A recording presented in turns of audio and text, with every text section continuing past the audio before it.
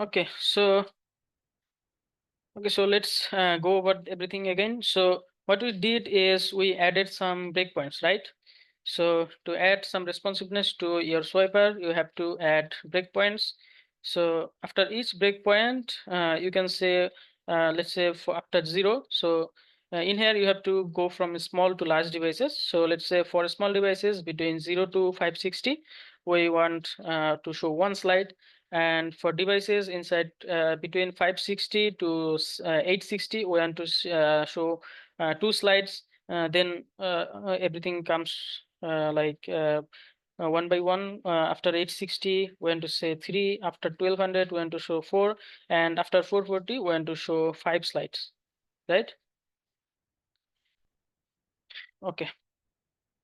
And then for our next navigation, we are using next element and previous element to show our custom next button and previous buttons. We can use our class selectors. For example, I'm using ID selectors here.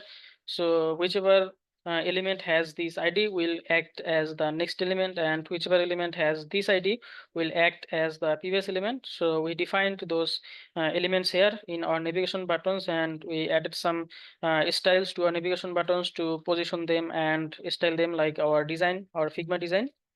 And we added some effects, like in our modules, we added free mode or autoplay, our navigation, and okay, so that's all of our Swiper.js features. And inside our Swiper, we are mapping our products, and for each of our products, we are actually rendering a Swiper slide, and inside that Swiper slide, we have our product card.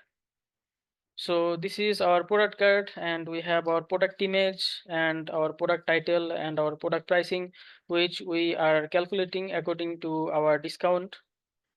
And we also have our ratings. Okay, great.